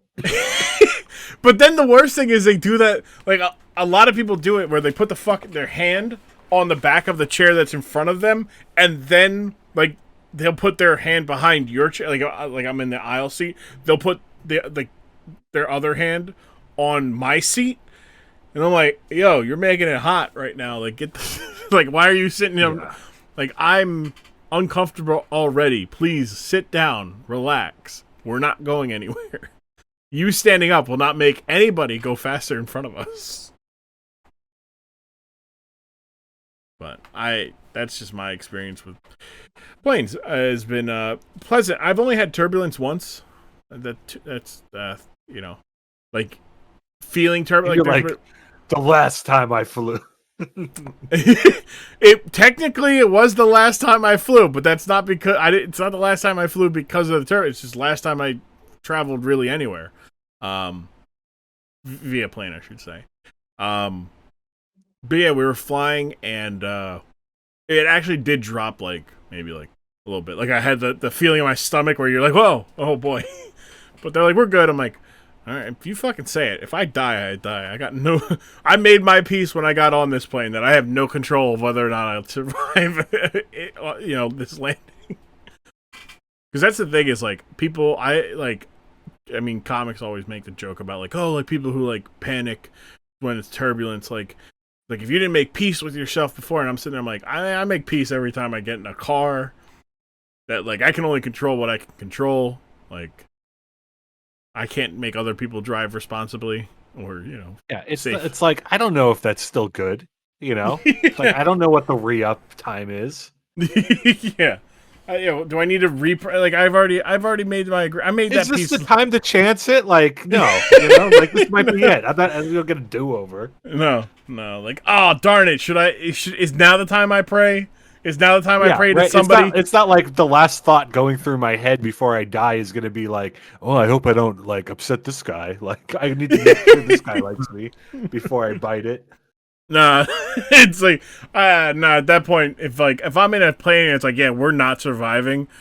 I'm not thinking about. Damn it! I wish it'd be like, well, I at least I want to be found. I want to be found in a funny way, like hand down my pants, like off, like fuck it, because at that point, like. I'd rather just give somebody a laugh when they're like, they find my dead body. Like, we got another one over here. Damn, he's got a death grip on his dick. Like, wow, look at that.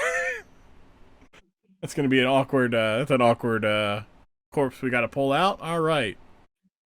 I was thinking about earlier, like, like, who's going to lift my who's going to carry me in my coffin? Like, who's going to do that? I feel like the rigor mortis would have kicked in by then, and they have to like they'd probably have to at that point like literally just cut my dead dick off of out of my hand, so that when I laid in my bed, or they do the whole thing where like they make my other hand go over it so it looks like I'm resting. It's top half Cover open. it. Top half. We're gonna do a half open. Yeah. We decided to put his hands together. Yeah, but his hands are not touching. Why is the other one kind of floating a bit? He was doing gang signs. The family finds it distasteful. He was repping the set till death. He wanted everybody to know he was repping. Even in death, he reps. I just did the stance right now. No one can see. I wonder. Do you think like? I feel like now, like maybe nowadays, I might do the sheesh thing where it's like the fucking like point to your fucking vein. Like that's how I'd be like sheesh. I died. Like as either that or dabbing. Real throwback hours. Wow, look at him. He's dabbing. I thought that went out of style. Yeah, I guess that's why he died. He was just too fresh. Flanking. Well, that's just normal death. Not like a torpedo, though. That's fair. Yeah, planking was massive, man. Good lord. Ooh. Planking was not as wild as the Gobbledy Gooker, though. I can tell you. I'm sitting there. I was like, "How do I make?" Thank you, Gus. I was trying to make a a transition from from planking. I'm like, how do I get back to the Gobbledy Gooker? No, but modern times, the Gobbledy Gooker on his 30th anniversary of his debut, won the 24/7 championship from R-Truth, and did so and said, he spoke English. He spoke English words. Good to see that in his 30 years he found ways to talk to people that did not rely on Mean Gene as a translator. I like them less now. Yeah, because like once you start actually saying something in English, like he's probably said something, what a insensitive. When he said blah, blah, blah, blah, I felt it. But then when he started talking, I was just like, I just hear you, and now I just hey. I understand. I hear you better, but I understand you less.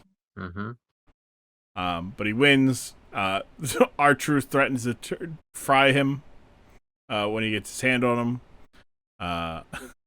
Just a massive. He trips over Akira Tozawa as he tries to leave, loses his shoe or his foot. I remember watching it live on the kickoff show, and they're like, wait, did he just lose his foot? Yes, the Gobbledy Gooker did lose his foot. And then later that night, about 2.5 hours later. Loses it to Akira Tozawa, who lays a birdseed trap, pins him, and then R-Truth whacks Akira Tozawa with a bag of birdseed, pins him, and then he gets his baby back. Does a little heel click, congratulates the Gobbledy Gooker on his 30th birthday, and runs away. And that's basically the best use of the Gobbledy Gooker to this day. Was as a 24/7 champion. Sorry, it is late. My brain is slowly turning into mush. But we're having a good time. It is time for us to wrap up, though. I think it is. But we'll say this: long live the Gobbledy Gooker. You didn't get the chance you deserved. Long live him. Well, he's still going though, right? Like he might. He's probably got a run in him. I could see him as Intercontinental Champion. I'm back, baby. I'm back, baby. Yeah, I'm back. Hey, guess what? The Gobbledy Gooker is back, and he's out for blood this time.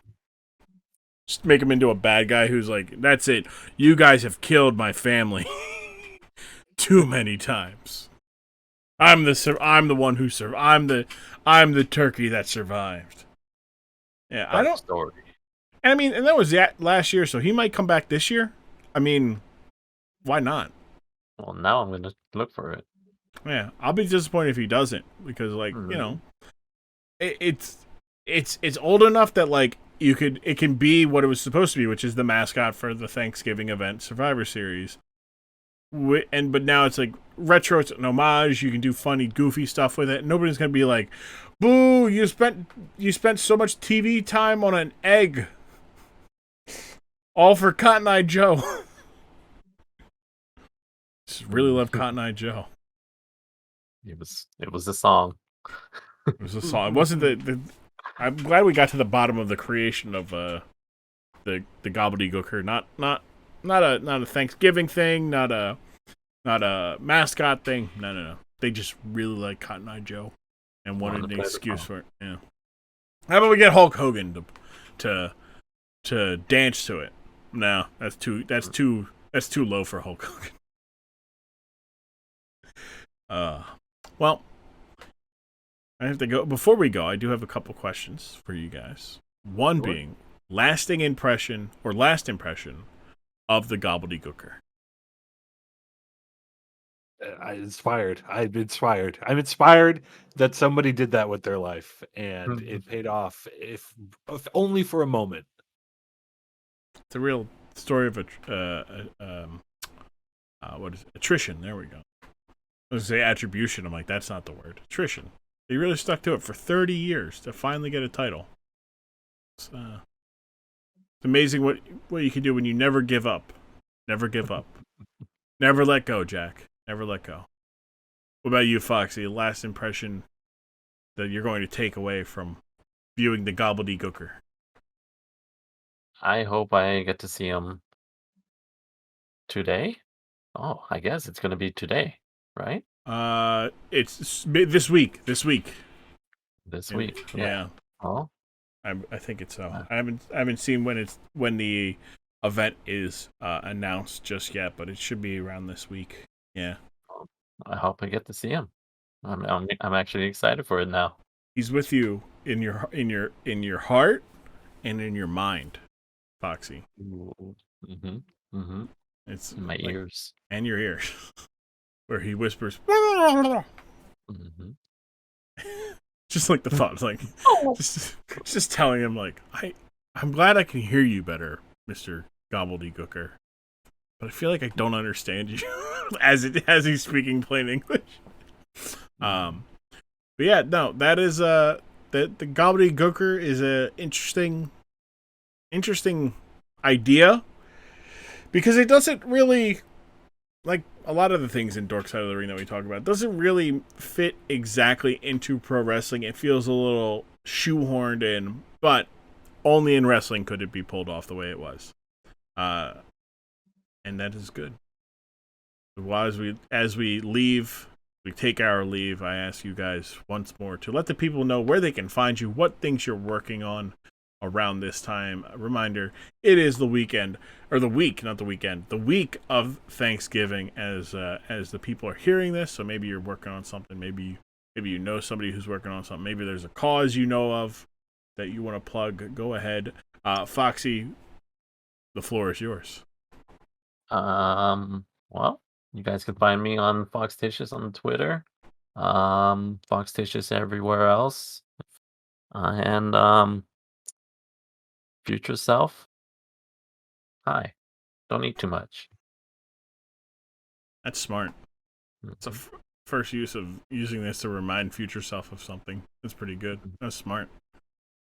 Fuck, I'm going to do that. Future self, when you're listening to this as you're editing it, because you don't listen to it after it goes live, but you do play it so that it registers live listens, which is good for the algorithms. You should remember to call the bank. Not sure if you're going to need to, but you might need to, so call the bank. Thank you. Gus, where can the people find you? What are you working on? What are some things you know about that you would like to tell the people about? GusBromski on Twitter and Instagram, the famous GusBromski on Twitch. And, this holiday week, Foxy and I will be completing my blind playthrough of Journey. Yes. It's happening. A double blind playthrough. It's incredible. Yes. That is an incredible power game to be like, Foxy, we gotta play it. We advertised it. It's happening. It is happening. Well done, Gus. For those of you who missed the first part, it's where I wear a blindfold and play the game without ever seeing it. And I describe what's happening. And Foxy gives me directions. So good. So good. Well, thank you guys for coming on. I appreciate it. I love you guys. It was a lot of fun. And the next time we get together in some capacity will be just as fun. Absolutely. Thanks for having us, my man. No problem. Anytime. Also, if we got a time travel machine, we have to go back to that meeting pitch for this idea, and I need it confirmed that there's because they really like Cotton Eye Joe. All right, you guys. I'm pretty sure it's established canon now. It is. It absolutely is. I'm going to send it to. It's just going to turn into like lore. Like I'm just going to start telling that rumor because that's how rumors spread on the internet. I just say that's what happened with enough conviction in professional wrestling circles, and people believe it. They heard it here first. That's right. Here on the Dork Side of the Ring podcast, this has been Foxticious and the famous GusBromski. Foxy and Gus, my friends. We've been watching the Gobbledy Gooker. And once again, thank you guys for coming on. I appreciate you guys joining me. Happy Thanksgiving, folks. If you're celebrating, enjoy your foods, enjoy your cranberries and your turkeys and your ham and your raviolis and anything else you're eating. Please stay safe from the capitalism hole that is Black Friday. I think that's covered it, right, guys? Anything else I missed for the week? Thank you, Gobbledy Gooker. That's right. Listen to the Gobbledy Gooker. Wash your hands and everything.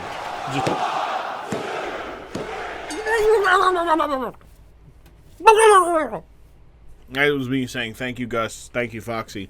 In Turkey, I've since studied up on Turkey as turkey speak gobble. I've figured out gobbling. Turkey speak gobbling. Well, no, I've been pretty good at gobbling a lot of food lately. Whatever. What is it? What do they call the thing? Whatever, the thing that their neck thing. I'm good at talking that. Gus, Foxy, thank you guys for coming on again. Please go follow their socials again. It is good. Just great human beings, great friends. I'm glad to have had them and to introduce them to you, the listener. I'll try to keep the outro a little shorter because we went so long in the intro. But hey, look, appreciate it. Thank you guys. Next week we're gonna have what did I say? What is it? When Himmons. Wait, I don't remember. I'm having Whack Human Being and Ben Simmons Jump Shot, BSJ and Whack Human Being from Tyler and I Am's Discord on, and we figured out their amalgamation name, and I forgot what it was, and I'm not looking at it right now. But we're talking about the WCW Junkyard Invitational from Bash at the Beach 1999. Boy, it's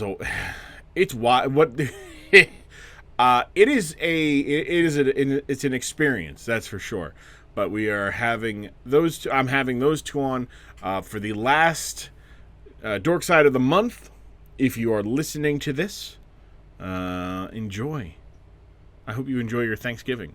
I hope you eat some good turkey. If you're celebrating American Thanksgiving, my Canadian friends will be like, "Well, Thanksgiving was a month ago, Grumm. Why are you Because I don't celebrate Canadian Thanksgiving. What do you got to give thanks for in Canada?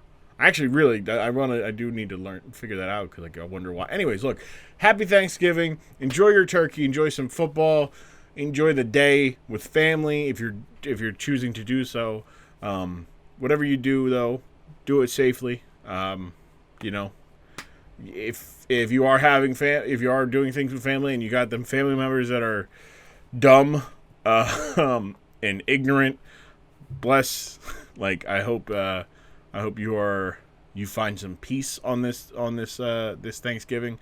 I hope you are able to enjoy the Thanksgiving meal without some ignorant speaking about things, ignorant speaking about things. But I love you guys. I love you guys. All right. And I will see you next week. If you guys haven't already, follow us on Twitter, follow us Instagram at Dork Side Ring. You can follow me on Instagram and Twitter as well at I am Grumm. I say it every time you hear me for the first time each episode. Support.grumm.tv. Patreon if you want to support the podcast or me, the creator of it, financially. Go ahead, go over there. There's tiers you can give your money how you want. You get your stuff for it. A lot of people agree, which is good. I will be back next week with the Junkyard Invitational with Whack and BSJ. Next week will be the last one of November, so I don't have to say the 23 days of Grummas begin. But hey, be on the lookout for that. The 23 days of Grummas start December 1st on twitch.tv/tgrum or on grum.tv. I really just need to do that. But grum.tv is where you can find all that fun, good Grummas content. In the meantime, I'm going to be getting out of here. I have work this week. Some people don't. If you're one of those people, I envy you. But I do love you. I still love you guys. All the same. Thank you so much. Thank you for being here, listening. Thank you, Gus. Thank you, Foxy. Thank you, the listener, for stepping into the Dork Side of the Ring. I'm Grumm, and this has been the Dork Side of the Ring podcast.